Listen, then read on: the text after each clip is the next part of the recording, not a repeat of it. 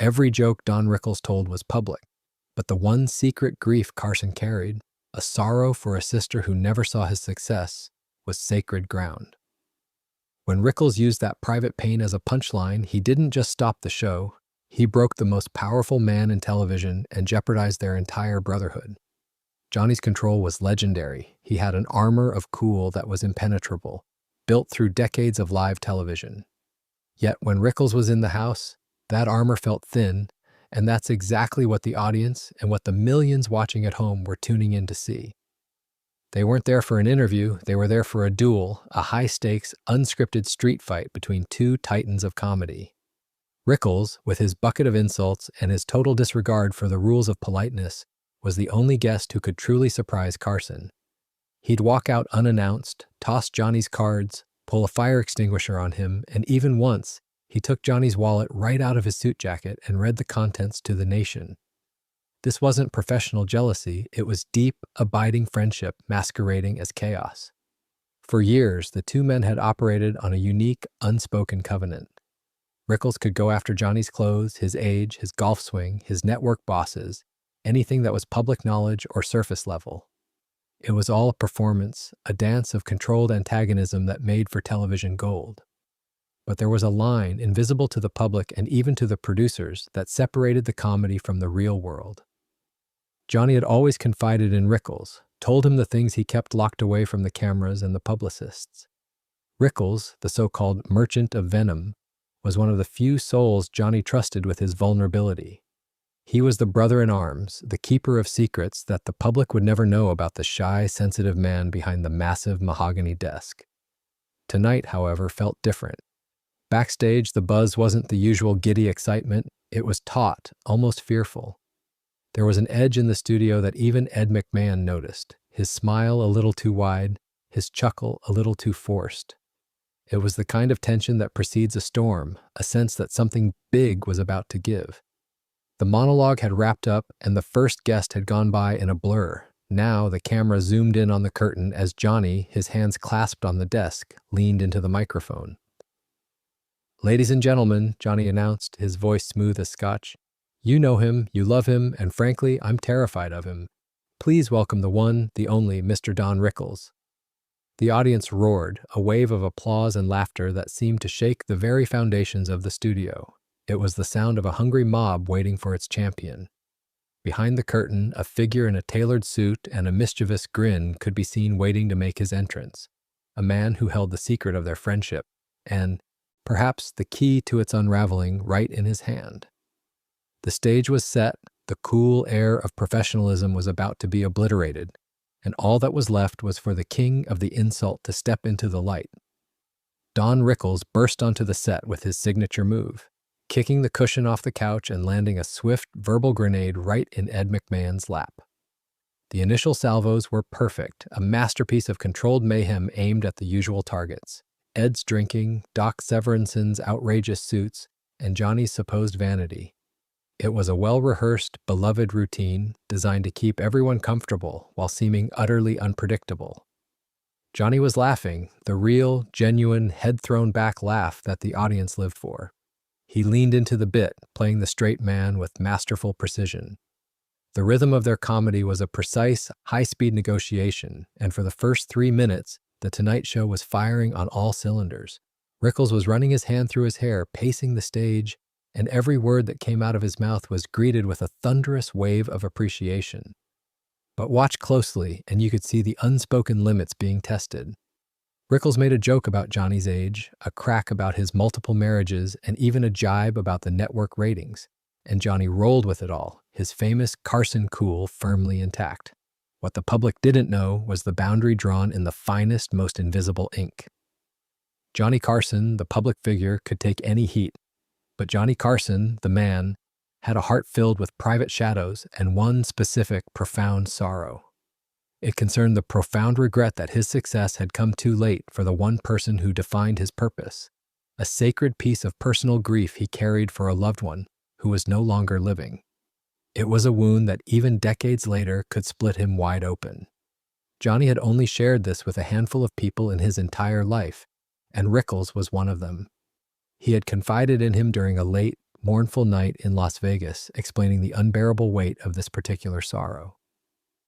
Because of that confidence, there was an unspoken rule of comedy. Don Rickles could never, under any circumstances, bring up the topic of this specific private burden. As Rickles finished a joke about Ed's golf game, he paused, his eyes flicking quickly to Johnny. That was the moment. The look was a strange blend of calculation and hesitation, as if even Mr. Warmth himself realized he was about to step over the line. The audience was quieting down, waiting for the next barrage. Rickles adjusted his tie, leaned down to the camera, and then, slowly, deliberately, turned his attention back to his friend. The comfort zone was dissolving, the rhythm was breaking, and the entire studio suddenly felt like a held breath, unaware that in the next few seconds, an act of true betrayal, driven by the lure of a perfect punchline, was about to shatter the most powerful man on television.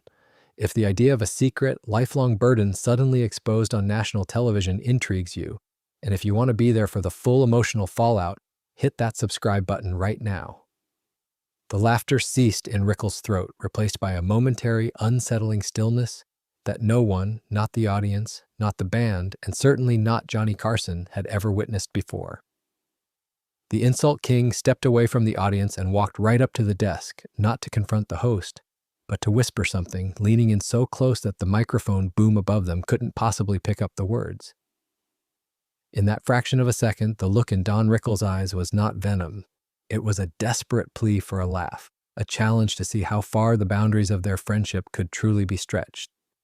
He delivered the line, not as a shout, but as a low, quiet hammer blow, aimed directly at the secret, sacred memory of Johnny's eldest sister, Catherine. It was a joke based on the fictional premise that she had foreseen his success, but claimed she was already tired of the applause before he became famous. A cruel twist on the truth that she never saw his desk. The words themselves, whispered in the guise of shared camaraderie, landed with the force of a wrecking ball. The joke wasn't funny, it was simply a public acknowledgement of a private, agonizing sorrow, a calculated swipe at the one truth that had always fueled the shy, driven comedian. The camera stayed focused on Johnny, waiting for the trademark wry retort, the sharp, quick deflection that signaled he had won the exchange. But the retort never came.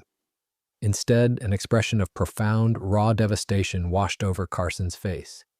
His legendary composure, the Carson cool that could withstand any crisis, any failure, any attack, suddenly, visibly shattered. His eyes didn't blaze with anger, they simply went dull, wide, and utterly hollow. It was the look of a man who had just been struck by something he hadn't seen coming, not a professional comic, but a friend who had betrayed an ultimate trust. The studio audience, attuned to every nuance of their host, sensed the shift immediately. The roar of laughter became a confused murmur, then a terrified silence. Rickles, seeing the effect of his perfect, awful joke, recoiled physically. Even he, the master of discomfort, was immediately, horrifyingly aware that he had gone too far. He tried to backtrack, to throw in a quick, self-deprecating line to recover the moment, but the words caught. He had lost his audience, but more importantly, he had just lost his friend. Johnny wasn't looking at Rickles anymore. He was staring at the space just beyond the camera, seemingly seeing a memory from a lifetime ago, a memory that had been violently yanked back into the present by one thoughtless punchline. This was not about comedy, it was about the line between performance and the unbearable weight of personal grief. The entire room was frozen, a magnificent, spontaneous moment of television brought to a screeching, painful halt. In the stunned, awful quiet of the studio, Johnny Carson moved. It wasn't a quick, angry gesture, it was slow, deliberate, and entirely devoid of the usual theatrical flair, making the action all the more terrifying. He didn't speak. He didn't even acknowledge Rickles, who stood frozen, his insult-throwing hands hanging uselessly at his sides. Instead, Johnny placed his cue cards gently on the desk, a tiny sound in the cavernous silence.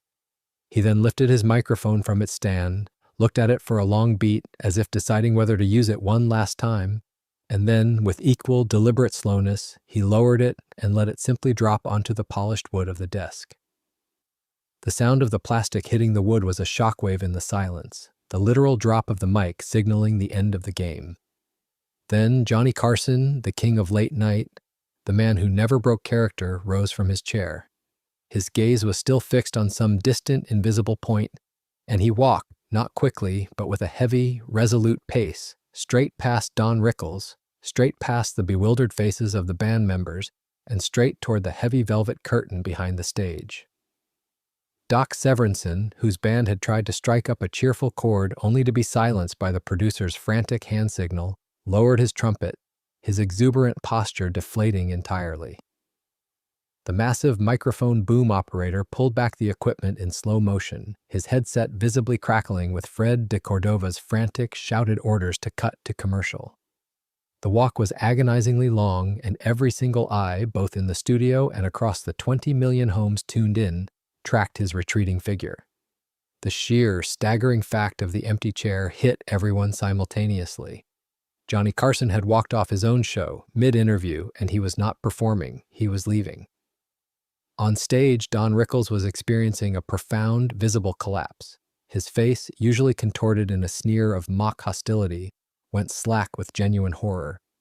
He looked utterly lost, turning to the stage door and then back to Ed McMahon, whose own face was a mask of distress. Ed, the loyal sidekick, could only shake his head once, a gesture of absolute, helpless incomprehension. Doc Severinsen, whose band had tried to strike up a cheerful chord only to be silenced by the producer's frantic hand signal, lowered his trumpet, his usually exuberant posture deflating entirely. Backstage, pandemonium erupted, held only in check by the absolute professionalism of the crew. Fred de Cordova, the executive producer, was shouting orders into his headset, a man scrambling to restore order to a universe that had just wobbled off its axis. He didn't know what the joke was, but he knew the result. A television disaster of epic, unprecedented proportions. They cut instantly to an emergency commercial. Break, filling the unexpected void with the cheerful noise of beer and car advertisements. But behind the curtain, the real drama had just begun. Johnny had entered his private dressing room and slammed the door with a finality that echoed through the narrow halls, leaving Hollywood's most notorious bully standing alone in the ensuing storm, instantly sobered and utterly heartbroken by the profound realization that he had finally, truly paid the ultimate cost for a joke. The commercial break was an agonizing 3 minutes of stage normalcy, but backstage the silence was absolute, a cold, empty vacuum where the frenetic energy of live television should have been. The only sound was the frantic whispering of the production team, scrambling to fill the massive void left by the absent king, all focused on the heavy, closed door of Johnny Carson's dressing room. Producers paced nervously, talking in clipped tones about fill-in guests and extending the band segment, but they all knew the truth. The show, and perhaps Johnny's legendary cool, was broken. The moment was not just awkward, it was a profound failure of the shield Johnny held up between his private life and his public persona. Yet standing apart from the chaos, a man in a rumpled suit stood absolutely still, his focus laser beam sharp on that closed door. Don Rickles. He was the anomaly in the hysteria. While the others saw a television crisis, Rickles saw only one thing: his friend in pain. He didn't offer a joke or an explanation. He didn't need one. He knew instantly and tragically what line he had crossed, a private fence he had always sworn he would protect. He realized that the professional joke had touched the unbearable weight of personal grief Johnny carried for his sister, Catherine, a grief Rickles alone had been entrusted to keep hidden. Ignoring the panicked producer who was trying to pull him toward the stage for an improvised exit, Rickles walked with a rare, measured dignity toward the dressing room. A large, anxious security guard was already stationed outside the door, tasked with keeping the room absolutely clear. "No one goes in, Mr. Rickles," the guard stated, his voice firm. "Mr. Carson needs space." Rickles stopped, and for the first time that night, his voice was not loud or demanding. It was quiet, edged with an authority that surpassed the guard's badge. "Get out of my way," he commanded, his eyes holding the guard's. "He doesn't need space. He needs me." The sheer conviction in his voice, the sound of true friendship overriding professional protocol, was enough. The guard, bewildered, took a hesitant step back. Rickles didn't knock. He simply reached out and placed his hand on the brass knob of the closed door, ready to face the deepest sorrow of his best friend, ready to face the consequences of the terrible, unthinking joke that had silenced Hollywood and shattered the armor of its greatest star. The public saw a feud beginning. But beyond that mahogany door, two friends were about to confront a truth that had been locked away for years, a truth far more profound than any ratings disaster. The door didn't just open, it was pulled inward with a sudden, violent wrench, and Don Rickles stepped into the sacred private space of Johnny Carson.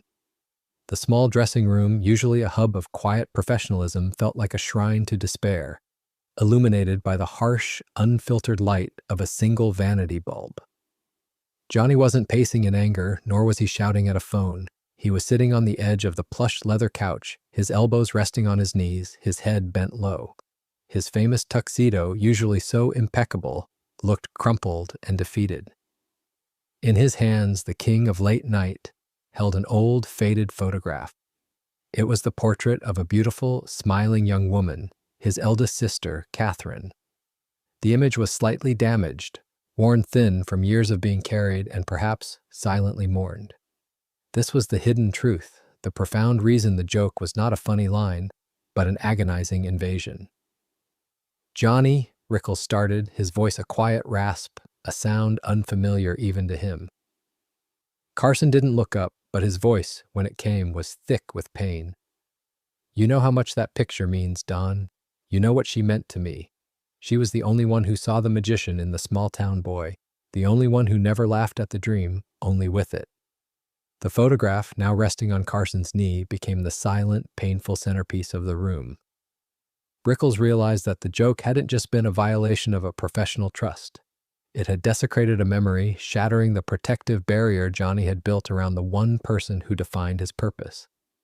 The public saw a comedian who was too sensitive to take a joke.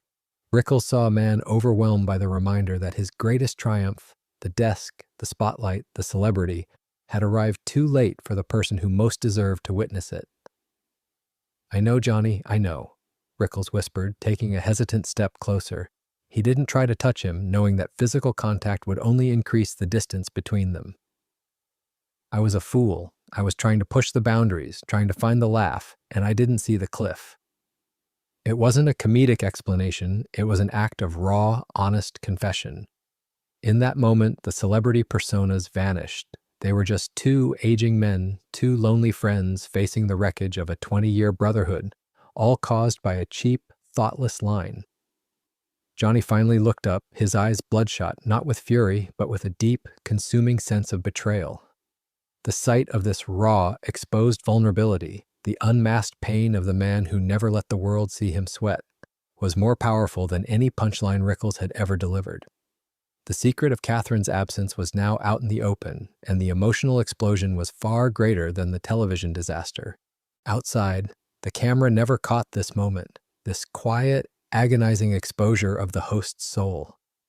But this was the moment that changed their friendship forever.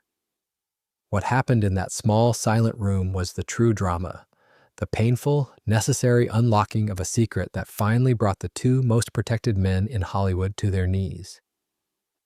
If seeing the private pain behind Hollywood's biggest legends touches you, you need to share this story.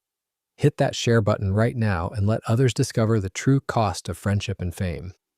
Don Rickles, the man who made millions by never apologizing for anything, took a deep breath, the rare, painful sound of a professional bully, realizing he had to beg for forgiveness. He didn't try to crack a joke or deflect the blame. He stood there, his shoulders slumped, looking like a little boy caught breaking something valuable. "I'm sorry, Johnny. Truly sorry," Rickles said, his voice stripped bare of its comedic bluster, a sound softer than any microphone had ever picked up. "I got caught up in the rhythm. I saw the opening, and I went for the line because I thought it was perfect. The timing, the shock. I forgot, just for that horrible second, that you weren't Johnny Carson, the host. You were Johnny, my friend, the kid from Nebraska whose heart still aches for the big sister who didn't get to see the desk." The apology was short, simple, and utterly devoid of performance. It was a private plea from one vulnerable man to another. Johnny looked at the photograph of Catherine in his hands, tracing the faint damage on the surface. He finally spoke, his voice raspy. He wasn't lashing out. He was simply explaining the depth of the cut. "It's not a joke, Don," Johnny explained, his voice gaining a weary resonance. "It's the timing. Every Christmas, every birthday, every time I walk out there, I think of her. That grief is the fuel, Don. It's what reminds me to be grateful, to be present. It's the one thing I keep separate, the one thing that helps me keep the rest of this Tonight Show circus in perspective. When you brought her name out there and that private sorrow, it felt like you were telling the entire world that my grief wasn't sacred. It felt like you were turning my deepest sadness into a punchline. The room was heavy with the weight of that painful honesty. Rickles didn't try to defend himself because there was no defense. He simply nodded, his eyes wide with comprehension of the gravity of his lapse. He realized the joke hadn't been about ratings or television. It had been about the unspoken architecture of a friendship. For years, their bond was the shield that protected them both from the artifice of show business. By violating that bond, Rickles hadn't just insulted Johnny, he had endangered the one real thing in his own highly theatrical life. Rickles stepped forward and very gently placed his hand on Johnny's shoulder, a gesture of profound, physical empathy that broke the tension. I wouldn't do that, not for all the laughs in the world. I promise you, Carson, I didn't know the full context. I thought I knew the line, but I didn't understand the depth of the chasm. Forgive me. It was the most vulnerable, uncharacteristic moment of Don Rickles' entire career. A quiet submission that spoke volumes about the genuine affection he held for his friend. The most important apology of his life was made not to a furious host, but to a heartbroken man. Rickles' hand remained steady on Johnny's shoulder, a silent testament to the fact that friendship, especially in Hollywood, is often built on shared shadows, not shared spotlights. The weight of that touch finally allowed Johnny to unclench his hands, the photograph of Catherine still held tightly between them. It was back in Vegas, Johnny recalled, his voice now quieter, tinged with distant melancholy. The night I got the Tonight Show gig, 1962. We were sitting in a nearly empty bar after the Late Show. You were the only one there. Everyone else was talking about my contract and the money. You just asked me what I was really feeling. The scene shifted, not physically, but cinematically, as the narrator pulled the audience back to that smoky Vegas night. Johnny, nervous and exhilarated, had confessed to Rickles the one profound regret that shadowed his success. The fact that Catherine, his biggest supporter, was gone and would never see him fulfill their shared dream. He explained how she had paid for his very first tuxedo, convinced that one day it would be worn on a famous stage. Rickles, the man who made a living from cruelty, had simply listened, offering no jokes, no advice, just a rare, unblinking empathy. That vulnerability, shown only once, became the bedrock of their unlikely bond. You told me that night that you understood, Johnny murmured, his gaze distant. You told me about your own father, how he never got to see your big break, how that was a different kind of burden. A proud burden, but heavy all the same. The moment was a profound revelation. The public saw them as rivals, as two men constantly trying to one-up each other, but the truth was that their friendship was rooted in a shared grief, a mutual understanding of the high cost of success and the crushing weight of achieving greatness too late for the people who mattered most. This shared private knowledge became the unspoken architecture of their 20-year comedic war. They knew each other's deepest pain, and that knowledge was their ultimate show of love. Rickles didn't just respect Carson's success, he understood the tragedy that helped forge it. The insult on stage was a public act. The silent empathy in the dressing room was the profound, enduring truth. In that moment, the stage walk-off was no longer a professional crisis. It was merely a misstep in a lifelong dance of genuine care. The two friends had finally, privately, found the way back to the honesty that show business tries so desperately to erase. The dressing room door suddenly opened, not with a bang, but with a quiet, firm click. Johnny Carson stood in the doorway, his composure miraculously, if visibly, restored. The only sign of the previous devastation was the slight tightness around his eyes, and the fact that he was no longer holding the photograph of his sister. A nervous stage manager, whose headset was still crackling with producer demands, approached him cautiously. Mr. Carson, we have 30 seconds to fill. We need a signal. Are we going back to the commercial, or? Johnny cut him off with a crisp nod. We're going live, he stated, his voice the smooth, familiar baritone of the professional host. Tell Doc to hit the theme and tell Ed to look alive. The crisis was over, replaced by the sheer force of Johnny's commitment to the job. As Johnny straightened his tuxedo jacket, Rickles stepped out behind him. Before the nervous stage manager could blink, Rickles swiftly picked up the faded photograph of Catherine that lay on the couch and slipped it into the inner pocket of his own suit jacket, a silent, immediate promise to guard the sacred memory. Their interaction was swift and wordless, a nonverbal affirmation of their repaired bond. Rickles didn't clap him on the back or offer a further apology. He simply met Johnny's gaze and gave one single supportive nod, an expression of profound sincerity that the public would never be privy to. It was the gesture of a man who had faced his friend's rawest pain and was now standing by him.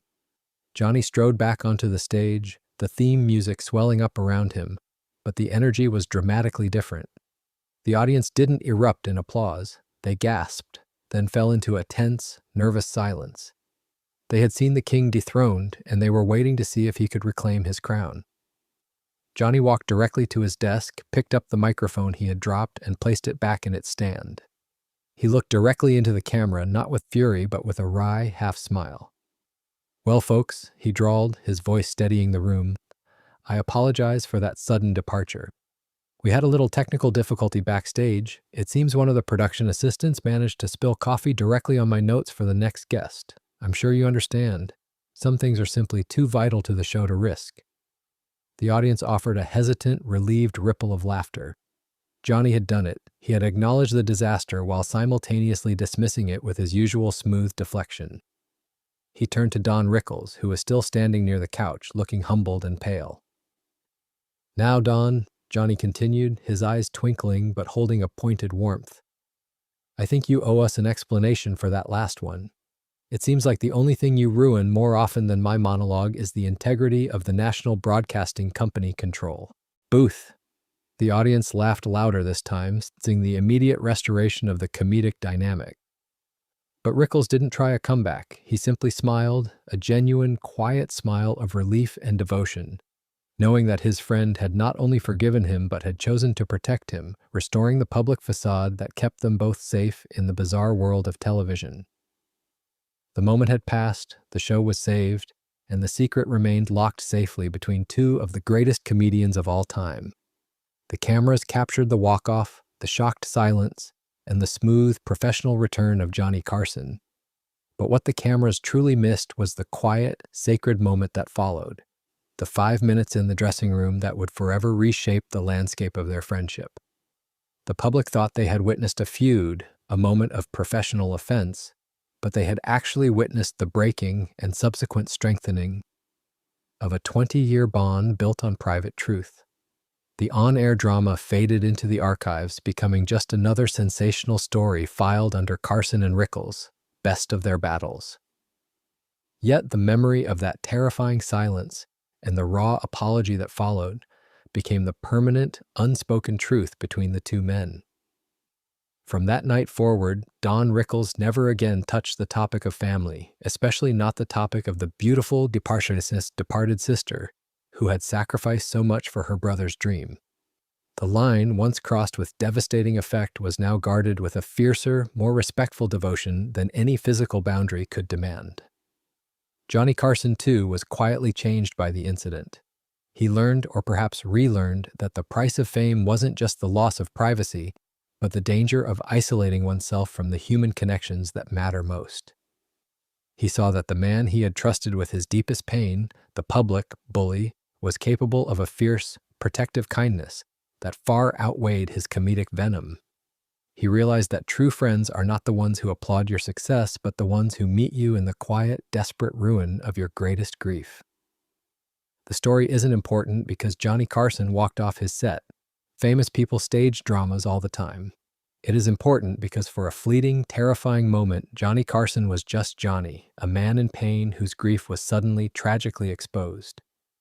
And for a fleeting moment, Don Rickles was just Don, a friend whose ultimate loyalty eclipsed his professional persona. The joke was forgotten, but the private, tear-filled apology cemented a brotherhood that transcended the velvet curtains and the network ratings. When they were together after that night, there was an invisible understanding in the air, a warmth beneath the barbs. Their shared history was now marked by a moment of profound, shared vulnerability. It proved that sometimes the most profound acts of friendship are not the grand gestures made on stage, but the quiet, sincere words spoken when the world isn't watching. The words that acknowledge the heavy, unspoken burdens we all carry. The show, the money, the legendary status, all of it faded compared to the weight of that simple, sincere apology. Johnny Carson, the man who had everything, was reminded that the most valuable thing he owned was the unbreakable trust of a friend who knew his greatest secret and was willing to humble himself completely to repair the damage he had wrought. It was a lesson in humanity, taught by a man whose entire career was based on the beautiful performance of inhumanity. And for the rest of their lives, every time Rickles walked onto the Tonight Show set, there was a shared, profound glance, a silent agreement that they would always protect the truth, even if they had to ruin a perfectly good television segment to do it. The world saw the insults, but they felt the love. That was the story of the one joke that proved the greatest comedians are only human. If hearing the truth behind Hollywood's biggest legends moves you, please subscribe right now and give this video a like so you never miss another deep dive into the lives of the stars who shaped our world. If you believe true connection is found in the darkest moments, and if this story of friendship touching on shared pain moves you, drop a comment below and tell us about a time a friend showed you fierce loyalty, not through grand gestures, but by simply understanding the heaviest secret you carry.